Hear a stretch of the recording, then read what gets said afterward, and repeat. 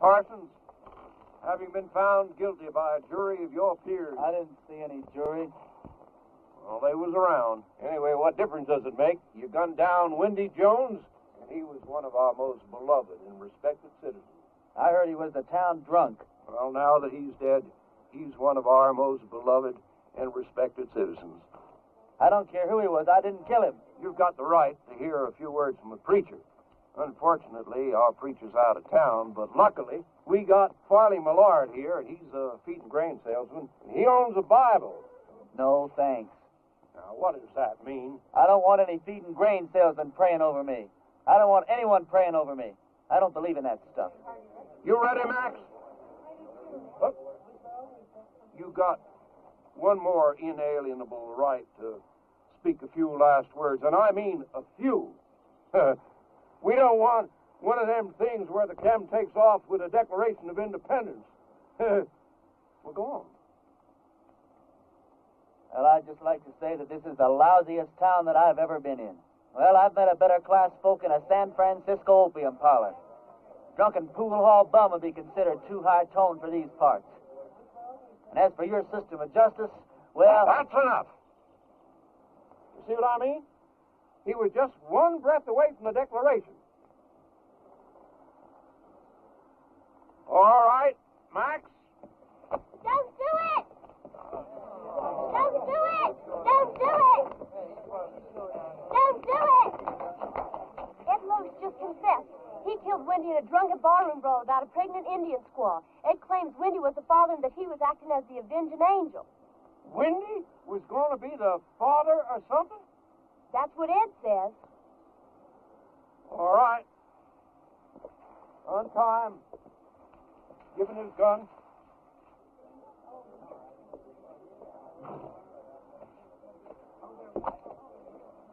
Now, that's the way out of town, son. Take it, keep on going, and don't you never come back. You heard her. I'm not guilty. Even so, we don't want no fast guns in this town. Fast guns right alongside with lepers in this law-abiding community. Can I ride back to town long enough to get some food? That's the way out, son. Don't press your luck.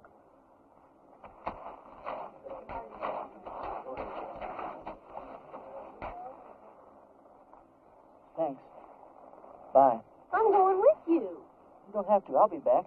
When? Whatever you do, don't leave town. Wait. Never give up hope. See ya.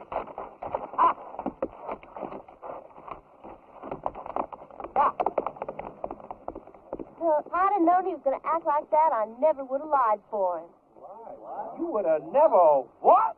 I don't care. I thought he was cute. There ain't a man around here I'd have as a gift.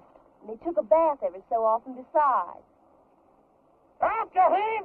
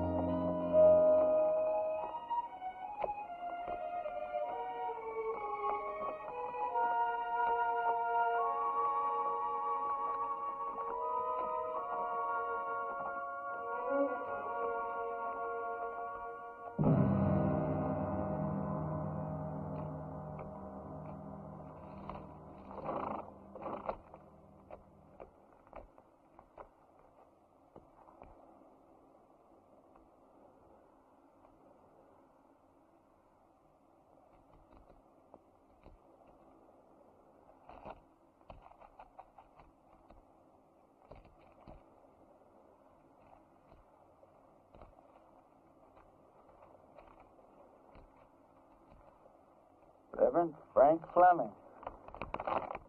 Yeah, pleased to know you, Frank.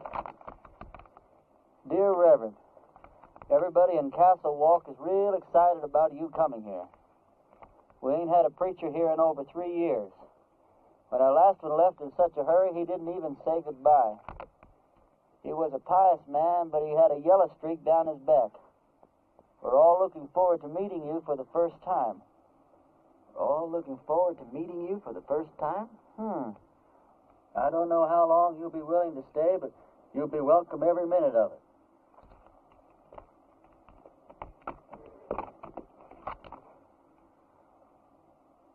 Here's the preacher's horse.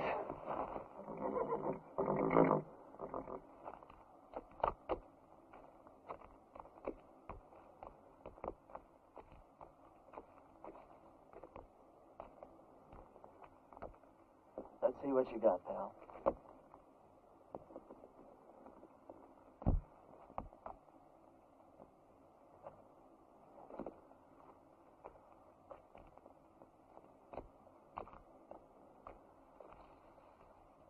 Frank, if ever I catch the guy who did you in, I'll take care of him for you.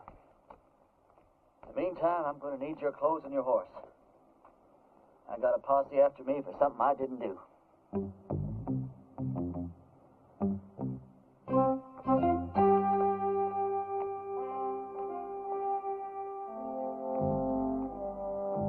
I'd say a prayer for you, Frank, but coming from me, I'm afraid it's liable to do you more harm than good.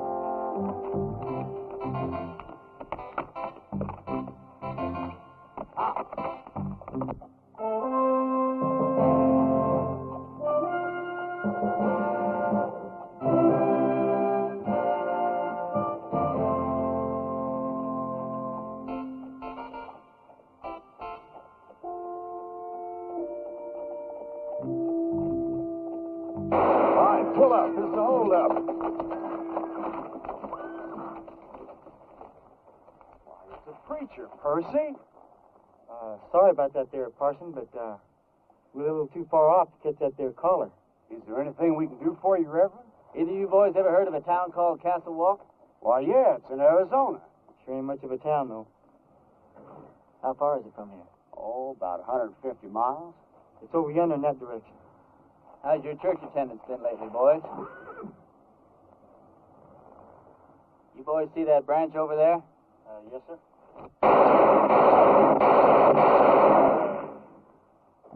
That was four for the Lord, boys. He loves you, but he hates your profession. Yeah, I can see how I would. I want you boys to go and sin no more. We surely won't, Parson. As soon as we can afford not to. Preacher, you being so good with that gun and all, how come you didn't just kill us as we was riding up here? Because you boys are children of the Lord, just as much as I am.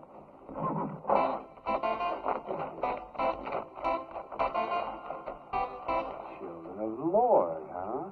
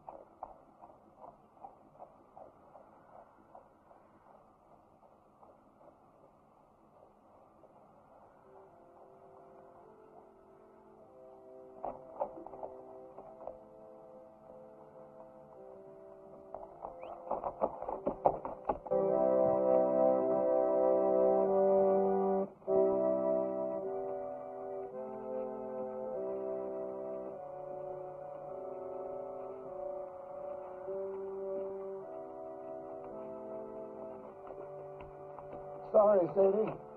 Didn't have the time to dig it no deeper. Well, I guess we better just put him in the ground and get it over with. All right. Without even a few words? Mr. Ross didn't say nothing about no words. Said we could have a burying. Mr. Ross didn't say nothing about no words. But Sam was a Christian man. You can't just bury him like a wild dog. Can't we stand up to Mr. Ross just this once? You're leaving here after the burial. We got to stay here and live with him. All right, let's get going.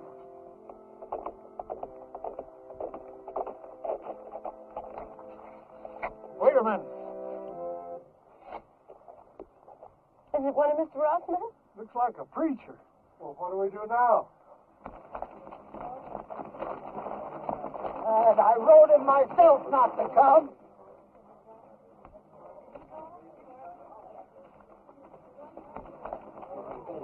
Thank God you're here, Reverend. I've got many receptions in my life, ma'am. Yours is almost unique. We were going to have to bury my husband without any proper words being said. But now that you're here... You, the Reverend Frank Fleming? That's right. I wrote you a letter telling you not to come. No, you wrote me a letter welcoming me to Castle Walk. I wrote you that letter. Yeah, but things changed. First, Mr. Ross said it was all right for us to have a preacher, and then Mr. Ross changed his mind. Gentlemen, what the hell is going on here? Reverend! Well, it's a word that came straight from the Bible, folks. All I know is we've got a heartbroken little widow here. You did say you were the widow? And these are my children.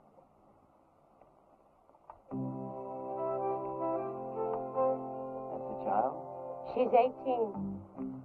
Oh, she certainly is.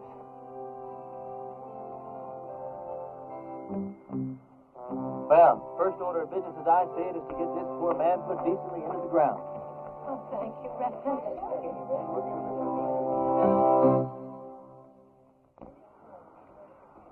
Oh, I don't know what Mr. Ross is going to say about this.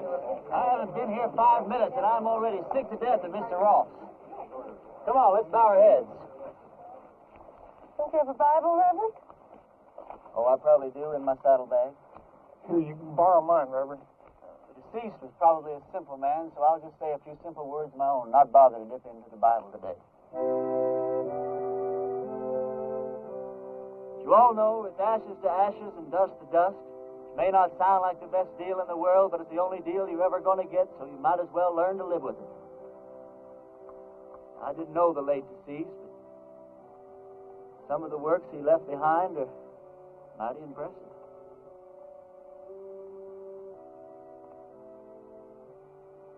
Well, what did he die of? He was shot in the back.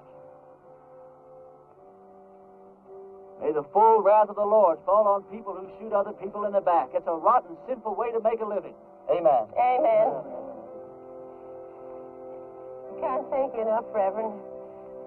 I'd like to say more, but Mr. Ross only gave us half an hour to get out of town after the funeral. You're leaving town? You taking her with you? Mr. Ross said we all had to go. Who is this Mr. Ross? He's a mean, miserable, murdering thief, and he runs everybody in this part of the country. There ain't a soul of us that had a single, solitary, happy day since he rode in here and took over. He's going to hear every word that you said. Yeah, and he'll probably kill me. But at least I got to say something that should have been said before I died. Why is he running this woman out of town? My husband, Sam, was the only man in these parts to stand up to Mr. Ross, so he had Sam killed. He let us take one wagon load of our things. We'd better get started. Ma'am, the only place you're going is back to your ranch.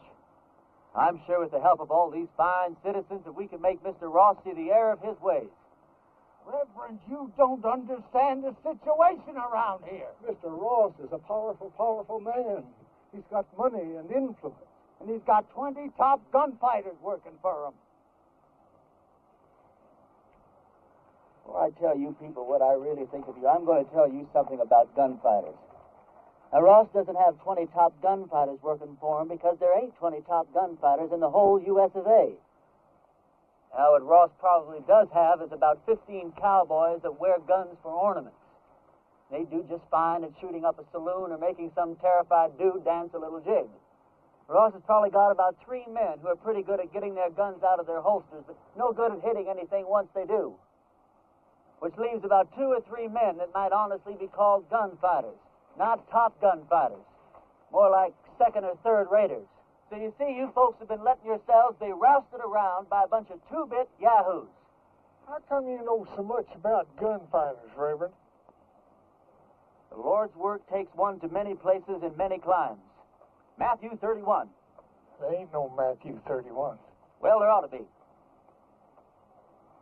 Widow, I want you and your family to get in the wagon. I'm going to drive you home. You're going to sit next to me. Oh, I don't know, Reverend. Ma'am, you don't look like the kind of woman that would back away from a little fight. Where's your faith? My faith is in good shape, Reverend. And if you're willing to take the risk, so are we. Get in the wagon, kids. Us and the Reverend are going home.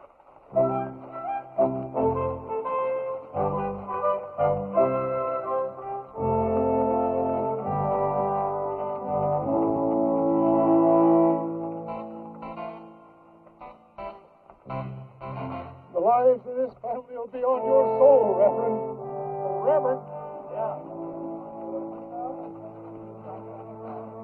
A couple of Ross's men are in town and they're pretty liquored up. That was their first mistake.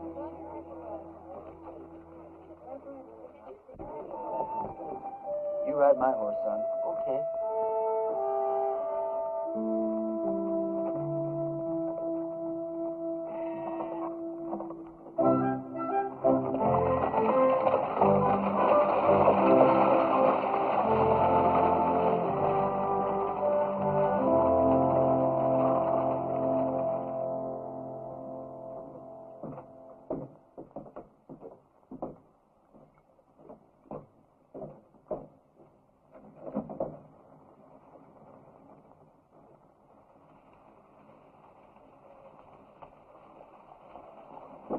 Hey, let's go have some fun.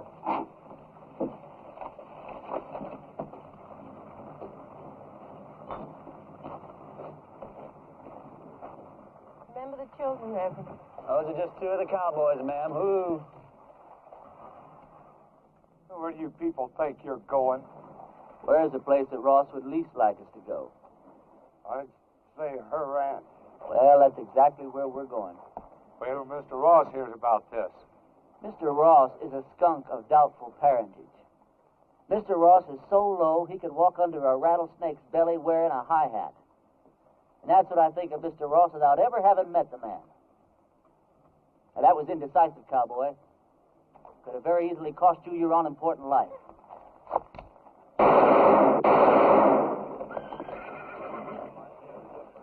Those could have just as easily been your ears flying off your head, boys. Well, that's a terrible way for a preacher to have.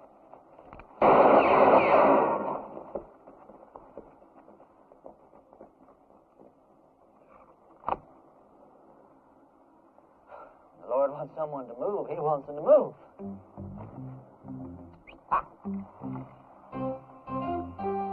Reverend, my husband Sam would have followed you to hell and back. Now, don't talk about hell to a sinner, ma'am. You're a sinner? Yeah, we're all sinners. We're about to be.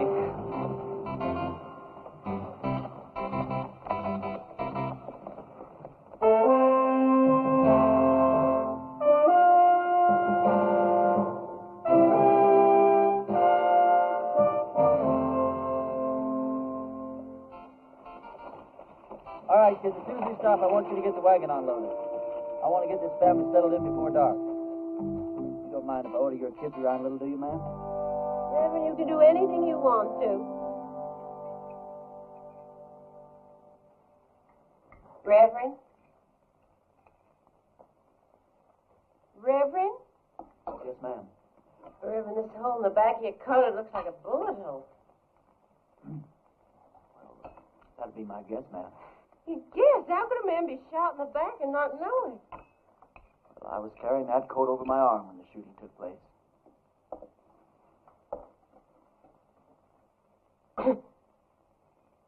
Well, tobacco's one of the Lord's works, too, ma'am. I'll get my things and fix your coat. Do you think Mr. Ross and his men are going to come down and get us tonight? No, not tonight, honey. I'd imagine that Sunday in church would be where he makes his first play. Aren't you scared at all? Oh, I'm scared, all right, Sally. But not the kind of scare that'd make me knuckle under to the likes of that Ross.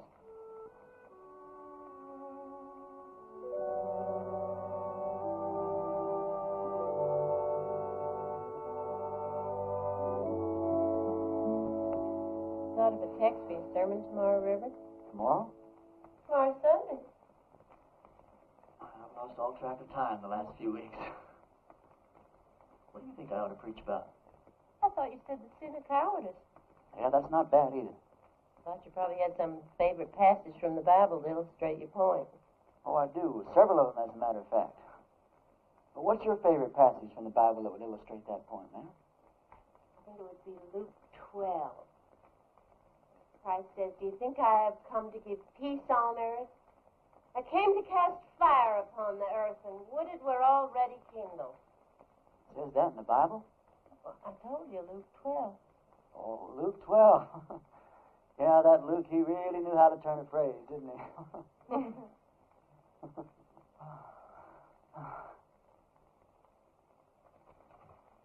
your clothes up for the services. I'd appreciate that. You don't happen to have a Bible around, do you? I seem to misplaced my glasses. Could you turn to that spot in Luke that your mother was talking about? It's right here. You don't wear glasses. That's something, you're right. I don't know what got into me.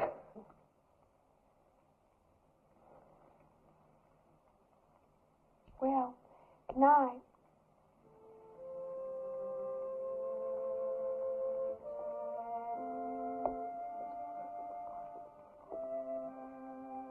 Good night.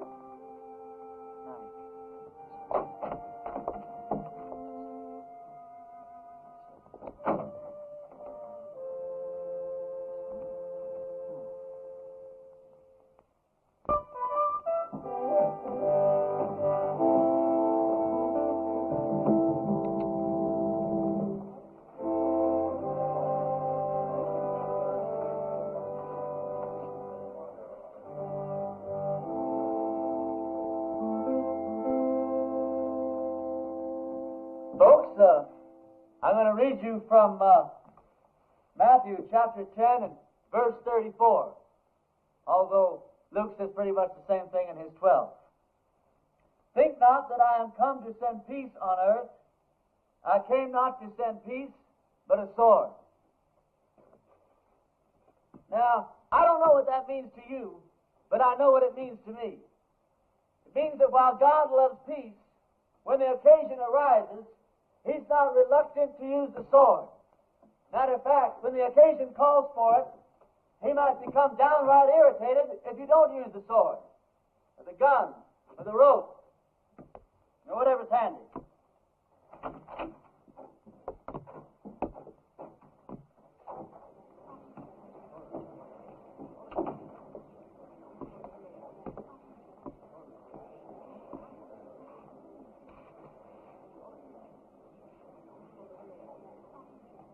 You folks have had a cross to bear here lately, and his name is Ross. They say that people get the kind of lives they deserve, and I guess they do.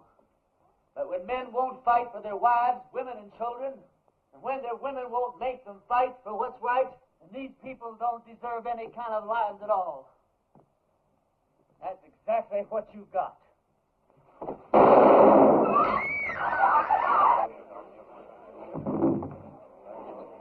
Get his gun.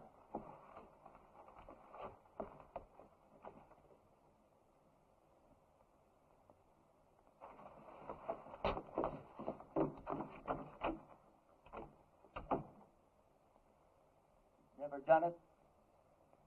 I don't think you could possibly realize what an awful thing it is to kill a man. I don't know who God must be mad at the most. That man for wasting his life at the order of some tin-horn dictator. Me for having to do this thing in his own house. You people haven't quit before the fight even got started. I haven't got the heart for any more church today, that's all.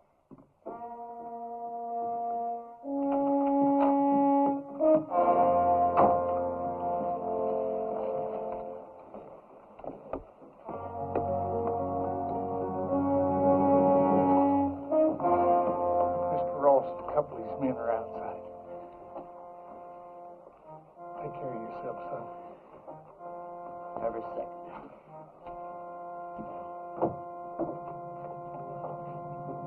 Bring that body outside.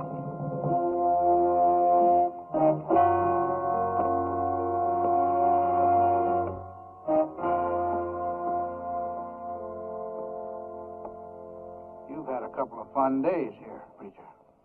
Well, I tell you, Ross, The name is Mr. Ross. The name was Mr. Ross. Now, you hear me good, Ross. Either of those two men go for their guns. I'm going to go for you first.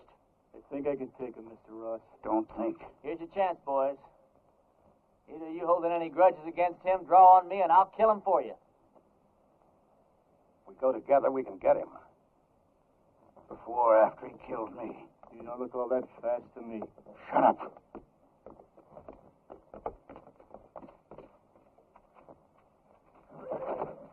Friend of yours, Ross? All right, preacher. You pulled yourself off a nice little grandstand play for the folks. Now I want you out of town. Who killed Sam Underwood, you or one of your men? I'm going to find out if I have to take the whole bunch of you to pieces. Give me the word. I'm sure I can beat him. We'll go on back to the ranch. I'll be there in a minute. You sure? Now.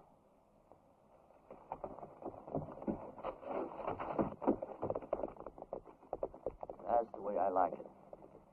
Man to man. Do I make the first play or do you? I just changed my mind, preacher. I don't want you out of town. I want you right here where I can get you anytime I want you. Service is next Sunday at 10 o'clock, and there's a 4-bit fine for being late.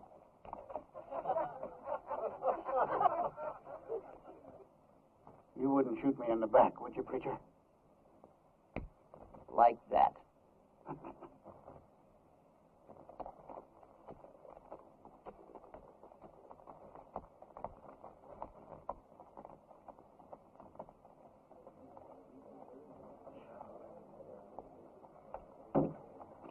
Any of you folks think your preacher doesn't deserve a drink after the events of this morning? Well, we just don't believe in the same God, that's all. Some of you boys plan him, will you? Don't you feel a little strange having a drink with your preacher on a Sunday morning? No. How come? You know, about 10 or 12 years ago, I took a trip up to Cheyenne. Come across this altercation between a 19-year-old kid and one of the top gunslingers in that part of the country at that time. This kid, he didn't want no part of the fight, but this gunny was drunk. He kept at it, and finally the kid had to go for his gun or get blasted right there in his tracks. It was plumb pitiful. How? This kid was the fastest thing I ever seen. Caught that gunny flat-footed. Why, he was dead before God got the news. I inquired around, found out this kid's name was Ernie Parsons. Ernie, what are you doing here in Castle Walk dressed up in that preacher's outfit? It's a wrong guess, Billy.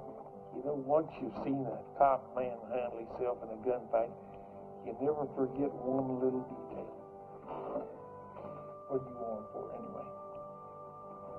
Doesn't matter. I didn't do it. They'll hang me just like I did if they catch me. Did you kill Frank Fleming? Oh, of course not. Came across his body in the hills, and he was already dead.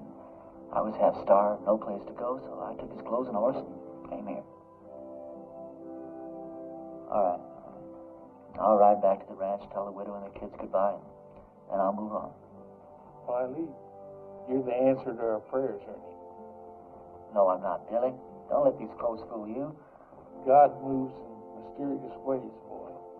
Not that mysterious. Look, Billy, what I'd like to know is if I do stick around here, how much help can I count on from these God-fearing people? Almost none. Almost none? None.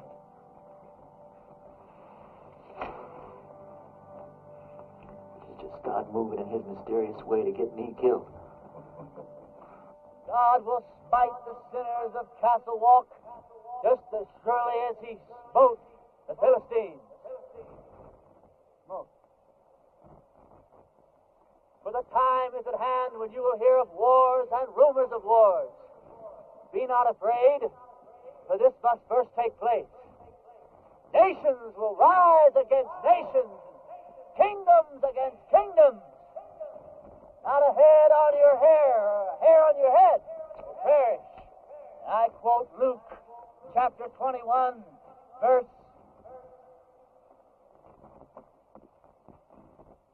Luke chapter 21 and verse 23.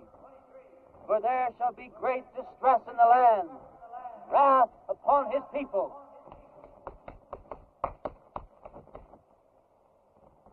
I brought you some lunch. I didn't know preachers had to practice.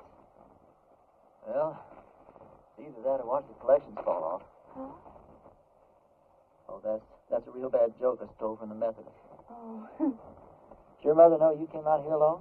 I don't know. Why? Well, you're a very attractive young girl. Almost too young, as a matter of fact. Most of the girls around here are married by the time they're 13 or 14. 13, huh? Well, I'll have to look into that. Why? They're the lucky ones. Even if they don't get a trip to Phoenix out of it. Is that the price of marriage around here, a trip to Phoenix? No, but it sure doesn't hurt. Look, do I have to keep on calling you Reverend? Oh, no. Call me Ernie. Ernie? My full name's Frank Ernest Fleming. All my good friends, they call me Ernie. Is there anything in your face against marriage? No, not in my face.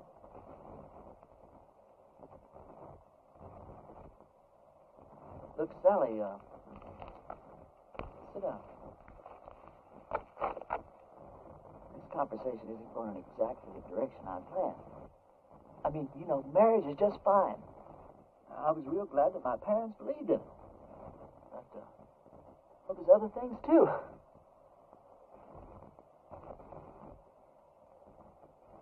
You don't know what I'm talking about, do you? I know what you're talking about.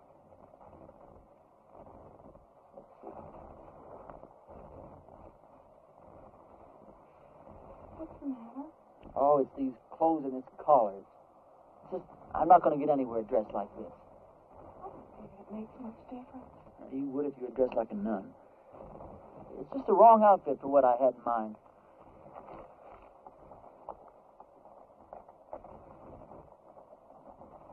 Hey, preacher, I got to talk to you. Hi, Sal. Hi. It's real important.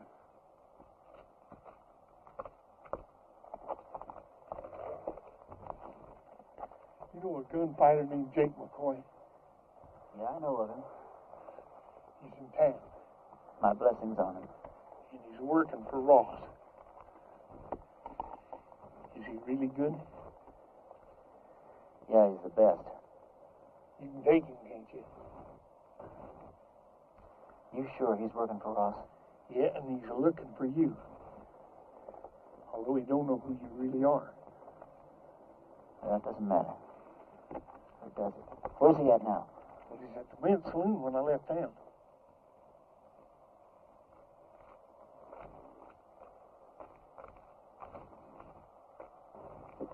You're going to have to ride back to the ranch alone. We didn't get very much accomplished today, did we?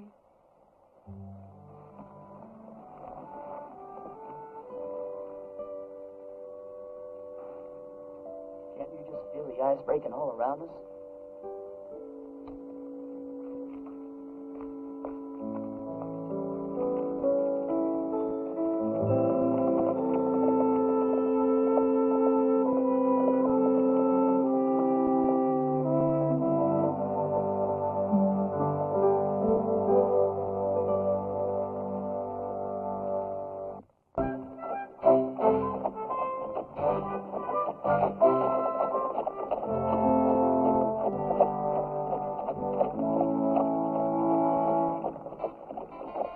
Well, this is your last chance to ride on out of here. Forget about the whole thing. I can't. I don't know why, Billy, but I just can't.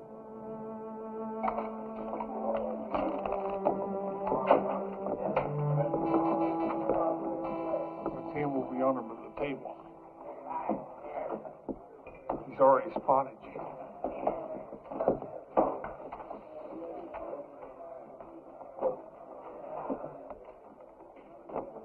Hello, Jake.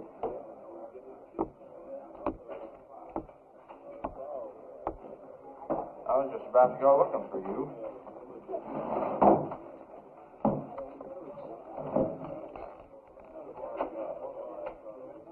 You ever run into Ernie Parsons anymore?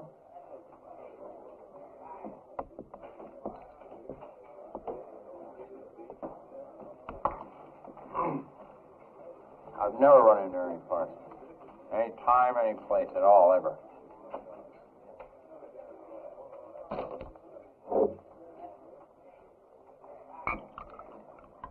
You have now. You?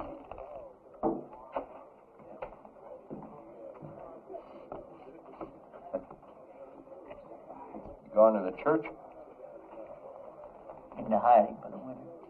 Oh. I always heard you were kind of smart. I never heard that about you.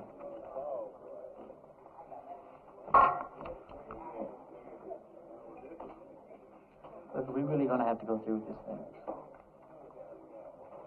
I got $1,000 in my pocket.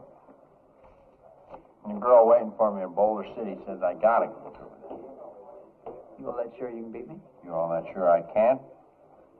The only thing I hate is a stupid, senseless fight. Come on.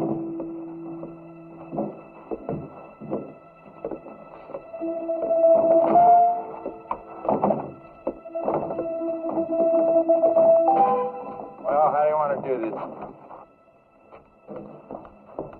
Billy, when we get in position, flip a coin. When it hits the ground, we go for our guns, all right? All right. Jake, one of us is going to die, and it's not going to prove a thing. Sure it is, Ernie. It's going to prove which one of us is a fool to call himself a gunfighter.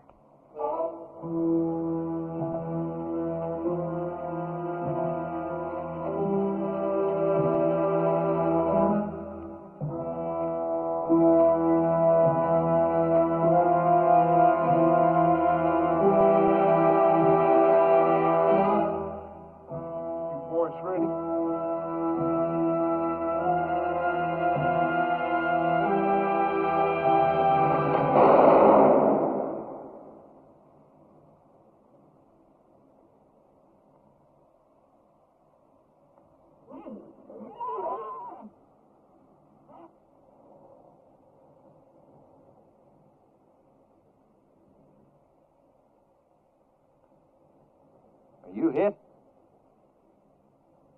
You?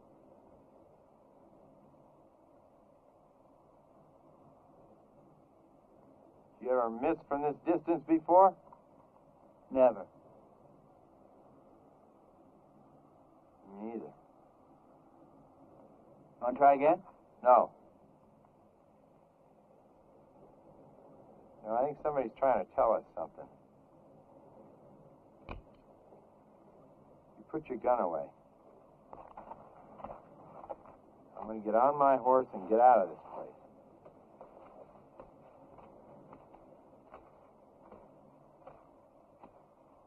I beat you. You know that, don't you? Oh, no, you didn't, and you know dang well you did, Jake.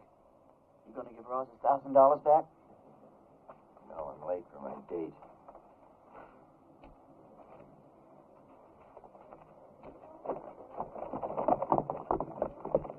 You folks see those bullets hit?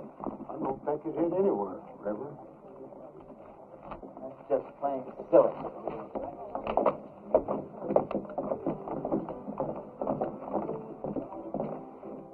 Hold on.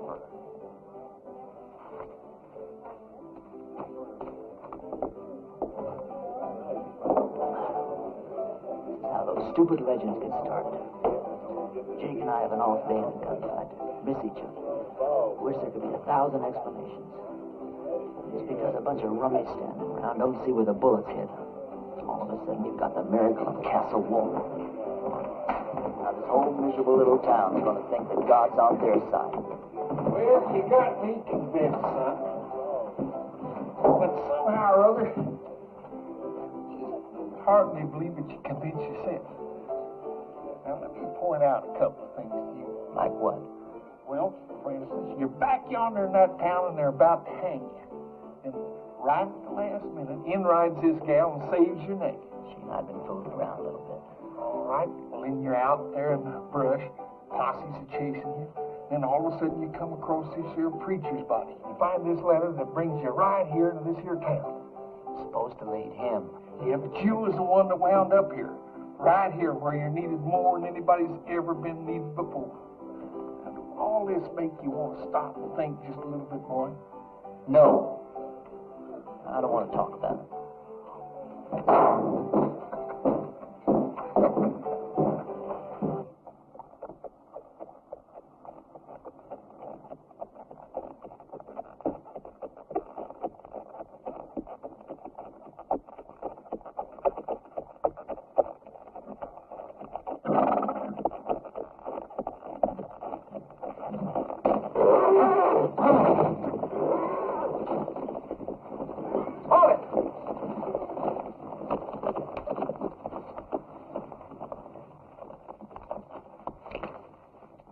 You should have listened to me when I told you to get out of town.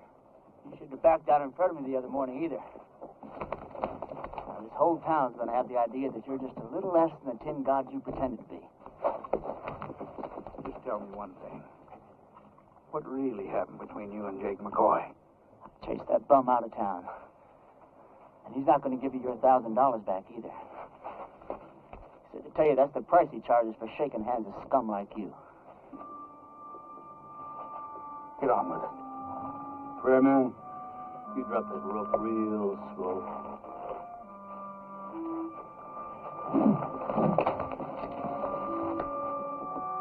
Drop it.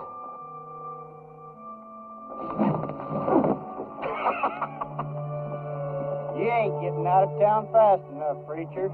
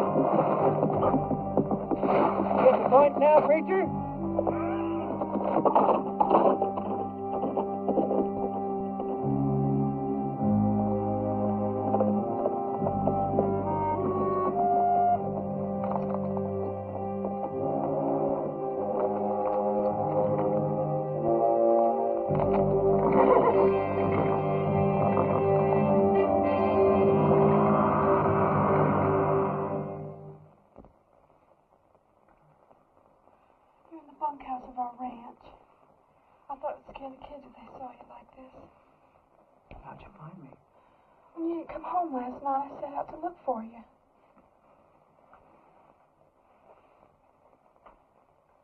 You stripped me down? I'm a ranch girl with brothers. Don't make a big thing out of it. You're something brand new in my life, Sally. Are you strong enough to get up and get dressed and get out of here? Doesn't matter whether I am or not, I've got to do it. Turn your back, Sal. I'm not as advanced in my thinking as you are. Will I ever see you again? Sure, why not? I'm not going far. Well, you have to. When they don't get your body, Mr. Ross will never stop until they find you. Yeah, this is the first place he'll look. I want you and the kids to go out and dig a grave. Put some kind of a marker on it with my name. Tell Ross you found my body and buried it in the hills. Can I turn around now? Sure. Sally, I don't want anyone to know that I'm alive. I want it to come as a horrible shock to Ross. I want to start giving him trouble in ways he never dreamed of. I'm going to need plenty of food, water, ammunition. I'll get you everything you need. Where will you go? I'll hide out in the hills for a while. Well, Ernie, in this part of the country, if a girl undresses a man, it's customary for the man to make an honest woman out of her.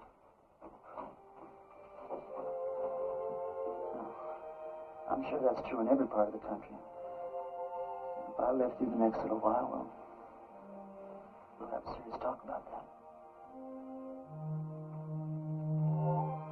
What's the matter? Oh, well, just look at the way I look. Well, it's always something, isn't it? You don't like the way you're dressed. You don't like the way you look.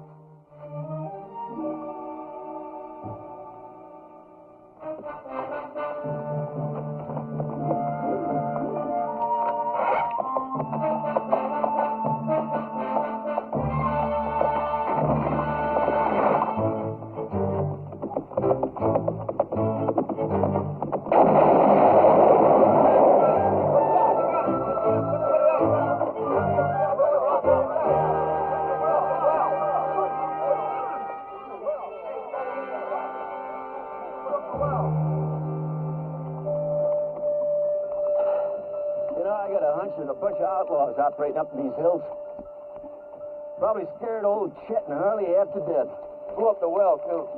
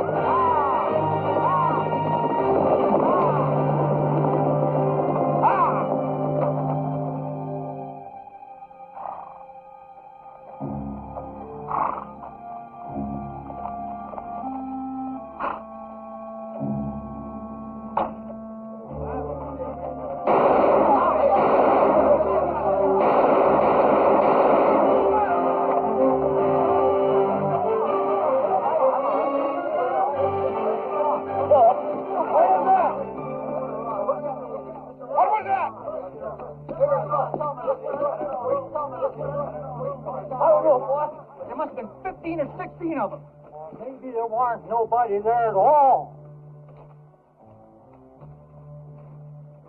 What do you mean? Dragging a preacher through the cactus. Them people don't have to stay dead unless they want to. Everybody in town keeps talking about the preacher's ghost riding through the hills and shooting at every one of Ross's men that sticks his head up. I keep telling them the whole doggone idea goes stick his back up. Sally, didn't you tell Billy? told me not to tell anyone. Billy, I'm sorry. It's sure good to see you alive, boy. Are you sure it's safe for you down here? Honey, it's been a long time since I've been safe anywhere. Lately, it's been getting worse. Isn't tomorrow Sunday? It sure is. Billy, I want you to ride into town and tell everyone that we're having church services tomorrow morning at 10. I'll do it right now.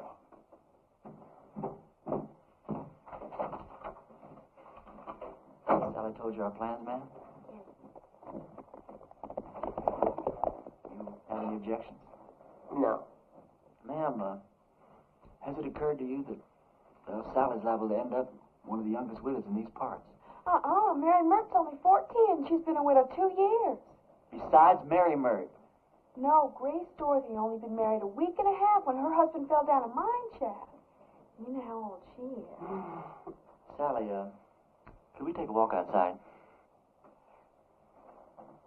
Excuse us, ma'am. Sally, the reason I brought you out here is, well, one of the reasons.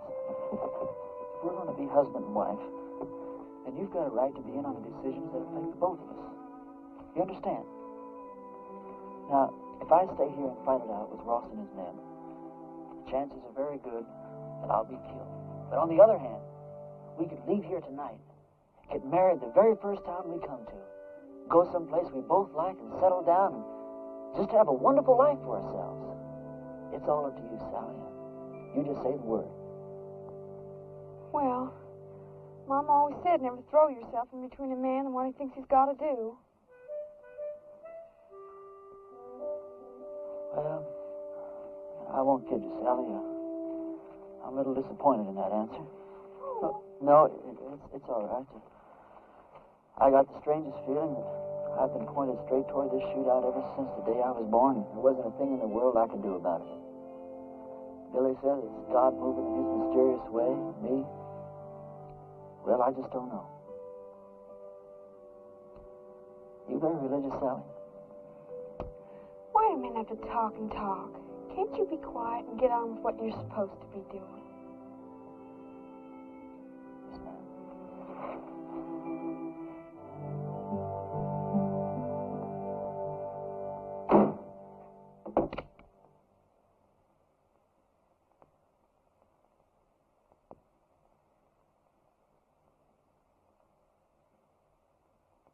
Folks, I'm here today as your preacher and as God's representative.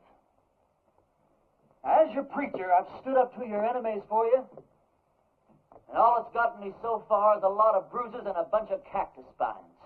Now, I understand that a lot of you thought I was dead, and that my ghost was raging through the hills, wreaking my vengeance on Ross and his men. And I want to ask you something. What were your feelings? Were you scared that you might have an angry ghost raging in your hills? Or were you ashamed because not a single one of you came out to see if I was alive or if I might not need some help? Well, I'm warning you people. While you're sitting around waiting for God and me to do your work for you, God just might have some plans of his own. Maybe he's not as angry at Ross as he is at you.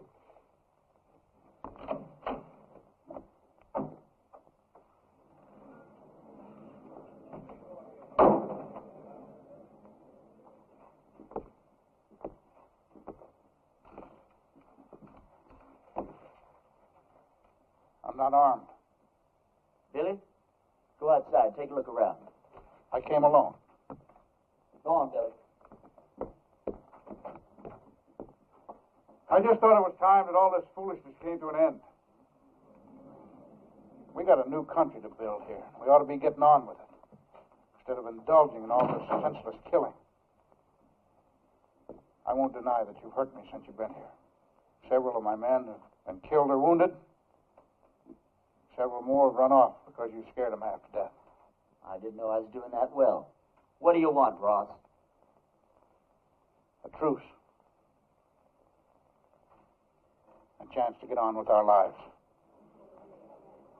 Ross, if you were sitting on a stack of Bibles 10 feet high, I'd bet money that you were lying and I'd win. Well, just a minute, Reverend. If Mr. Ross is sincere, and I believe he is, This may be just the moment we've been waiting for.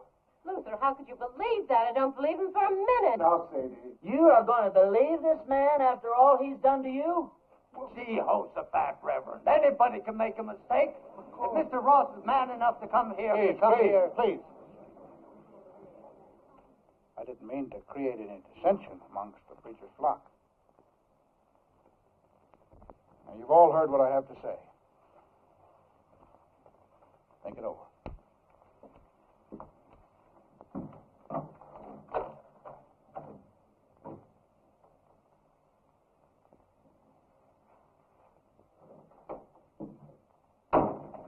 Well, I think we ought to accept the proposition. I think you're right.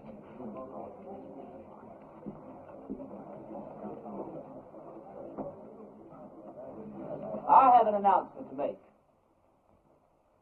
Miss Sally Underwood and I are going to be married tomorrow morning at 11. You're all invited. The second the ceremony is over, my wife and I will be leaving this God-forsaken town for good. The ceremony won't take place here at the church. It'll be at the Mint Saloon. Say what you want about those people at the Mint, but they know why they're there and they do something about it.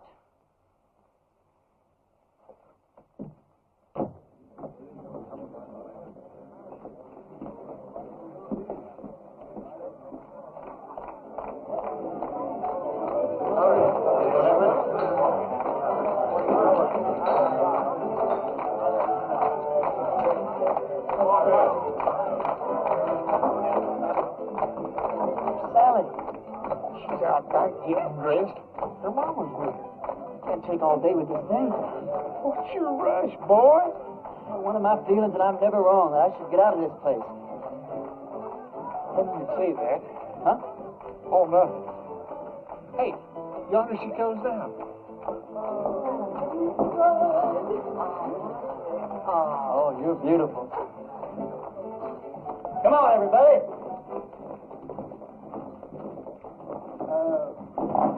Don't you get the feeling that maybe something's missing here? I mean, who's going to perform the ceremony?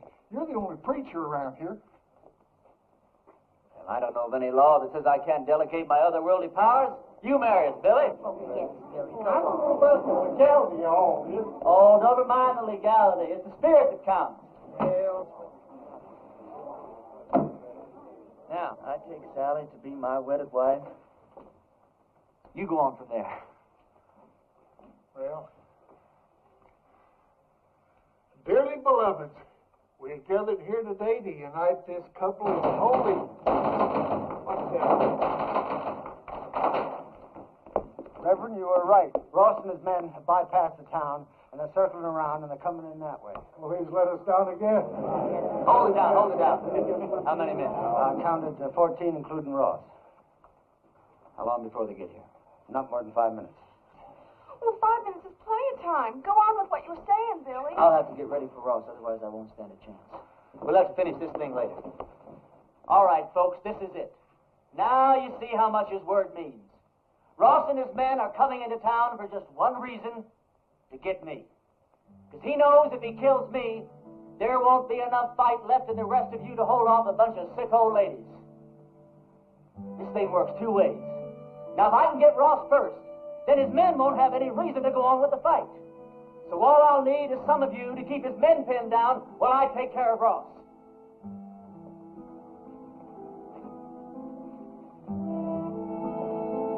But the women and the children. You don't even have to come out in the open. You can shoot from the windows or from the roofs. You don't even have to hit anything. Just shoot fast and make a lot of noise, but keep his men pinned down.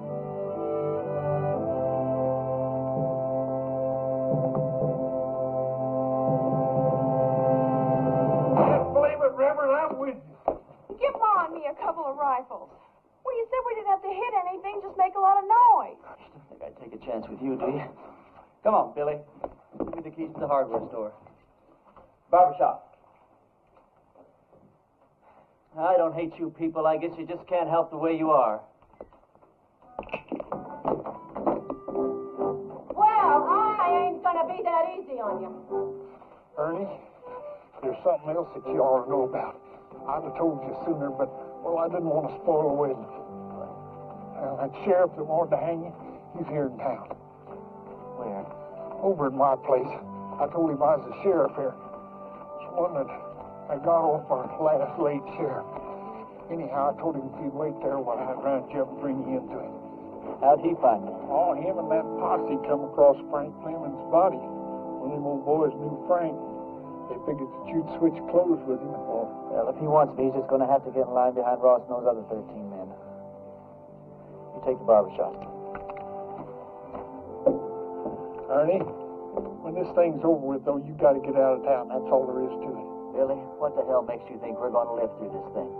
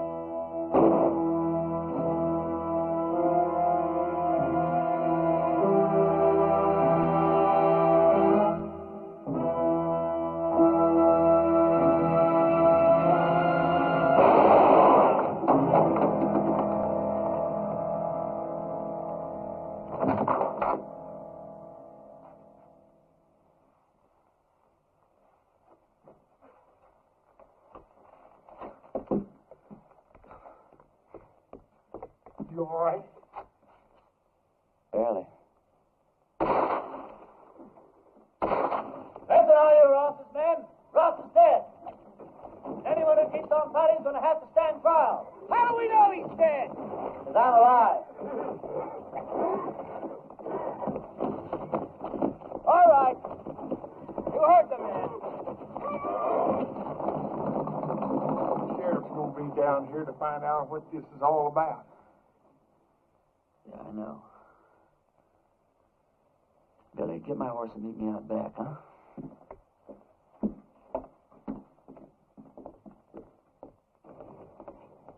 Go over to the men's saloon and tell Sally to meet me back at the ranch. We'll take off from there. No, I ain't going to do it. I'm a dang fool for going along with this thing as far as I have. I ain't going to go no further. What are you talking about? I ain't going to let you run away with that kid. Her not knowing who you are or what you are or what kind of a life she's letting herself in for. You think if I told her everything, she still wouldn't ride away with me? Well, of course she would, Ernie. Because she's 18 and you're her first love. Well, that's good enough for me. Ernie, when that sheriff finds out you've left town, do you suppose that he's just going to give up? I can take care of him. Yeah, you can take care of him with one hand, while you take care of Sally with the other. And if something goes wrong, like she can just stand around with your baby in her and watch you hang. You think I could just ride off without telling her why? I'll tell her. Yeah, then what happens to her? Oh, she'll be tore up for a while, but she's young. She'll get over it in a month or two. Yeah, but I won't get over it in a month or two. I'll get your horse. I'll get it myself.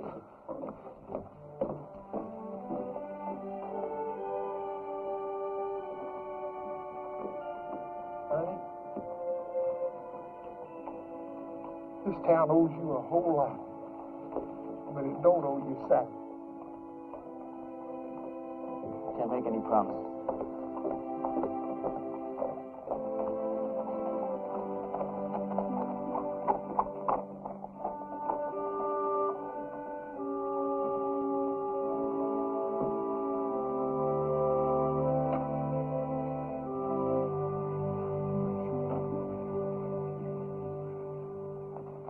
He's all right. He's not hurt, and he'll be here any minute. Damn it, Billy. You're right.